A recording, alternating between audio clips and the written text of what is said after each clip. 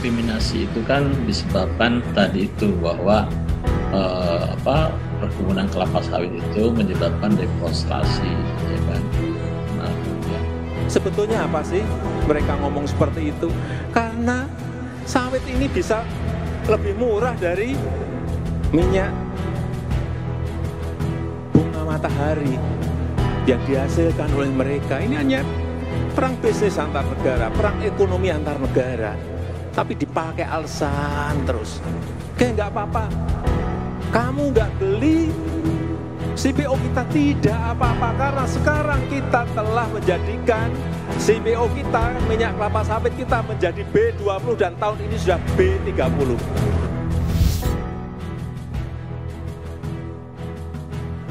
Sawit INA didiskriminasi Uni Eropa diterima di Swiss, Norwegia, Liechtenstein, dan Islandia. Uni Eropa mengeluarkan rancangan kebijakan bertajuk Delegated Regulation Supplementing Directive of the EU Renewable Energy Directive II. Rancangan tersebut menyebutkan bahwa minyak sawit mentah atau CPO sebagai komoditas yang tidak berkelanjutan dan berisiko tinggi.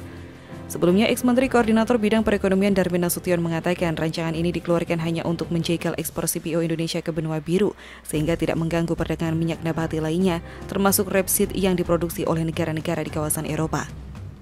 Darmin sempat menyambangi Uni Eropa untuk bernegosiasi, namun negosiasi itu tidak menemui titik terang, sehingga Indonesia mau tidak mau harus menempuh jalur hukum perdagangan melalui WTO.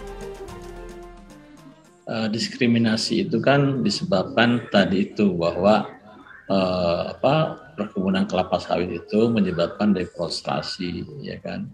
Nah, kemudian negara-negara Eropa itu kan mengembangkan program energi terbarukan, ya kan. Jadi kalau misalnya dia menggunakan energi terbarukan misalnya dari sawit yang dianggap menyebabkan deforestasi, gitu kan, itu sama aja dengan bohong lah kan gitu. Nah, oleh karena itu mereka melakukan berbagai aturan legal formal yang membatasi, merestriksi penggunaan energi terbarukan di Eropa itu dari sawit. Tetapi 4 negara yakni Islandia, Liechtenstein, Norwegia, dan Swiss mau menerima produk kelapa sawit Indonesia di tengah diskriminasi yang dilakukan Uni Eropa. Wakil Menteri Perdagangan Jerry Sambuga menyebut kerjasama perdagangan Indonesia dengan Swiss memberikan pesan jelas kepada Uni Eropa bahwa kelapa sawit RI yang mereka diskriminasi dapat diterima oleh negara Eropa lainnya. Jerry menjelaskan Indonesia telah menjalin kerjasama perdagangan dengan negara yang tergabung dalam European Free Trade Association yaitu Islandia, Liechtenstein, Norwegia, dan Swiss. EFTA juga merupakan negara-negara Eropa yang tidak termasuk ke dalam Uni Eropa. Menurutnya, keempat negara EFTA terutama Swiss justru menerima dan menyambut baik kerjasama Indonesia EFTA Comprehensive Economic Partnership Agreement yang salah satu produknya adalah kelapa sawit. Hal ini berbeda dengan negara Uni Eropa lainnya yang mendiskriminasi. Padahal lanjutnya, negara kelompok EFTA itu dikenal kritis ihwal isu lingkungan dan pembangunan berkelanjutan. Uni Eropa mesti meninjau ulang kebijakan diskriminatif yang diterapkan pada komoditas minyak kelapa sawit mentah asal Indonesia. Menurutnya, Uni Eropa harus melihat fakta tersebut. Swiss yang sangat kritis terhadap isu lingkungan justru menerima produk sawit melalui Comprehensive Economic Partnership Agreement.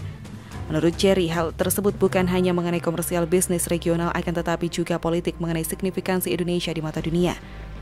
Indonesia bersama Islandia, Liechtenstein, Norwegia, dan Swiss telah mengimplementasikan Perjanjian Kemitraan Ekonomi Komprehensif Indonesia dan Asosiasi Perdagangan Bebas Eropa.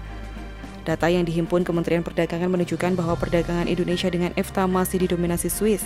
Sekitar 95 ekspor Indonesia ke EFTA yang setara dengan 1,7 miliar US dollar selama Januari sampai Agustus 2021 masuk ke Swiss.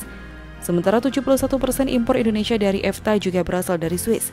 Nilainya mencapai 358,9 juta US dollar. Sebelumnya, izin ekspor sawit RI ke Swiss itu didapat setelah mayoritas warga negara pegunungan di Eropa Tengah tersebut mendukung kesepakatan perdagangan bebas antara Bern dan Jakarta. Dalam pemungutan suara referendum pada Senin 7 Maret, sebanyak 51,6% warga Swiss mendukung perjanjian perdagangan dengan Indonesia. Salah satu keuntungan yang didapat dari perjanjian dagang kedua negara adalah pengurangan bahkan penghapusan tarif bagi hampir semua komoditas ekspor RI, seperti produk agrikultur yang ingin masuk Swiss, termasuk kelapa sawit. Sementara Swiss akan menghapus bea atas produk industri Indonesia. Presiden Swiss Guy Parmelin mengatakan masyarakat Swiss merasa kesepakatan perdagangan itu sudah benar dan seimbang sehingga negaranya akan mendukung RI memproduksi sawit berkelanjutan. Walaupun referendum penolakan impor sawit RI ke Swiss gagal, Bern menegaskan bahwa minyak sawit yang diimpor dari RI harus memenuhi standar lingkungan tertentu untuk memenuhi syarat pengurangan tarif. Dengan diputuskannya hasil referendum, perjanjian perdagangan RI Swiss sudah bisa dilaksanakan sekitar semester kedua 2021. Seperti diberitakan sebelumnya, Duta Besar Uni Eropa untuk Indonesia Vincent Piquet mengatakan, Komisi Uni Eropa yang meninjau ulang kebijakan RED II dan hasilnya akan dipublikasikan pada Juni 2021.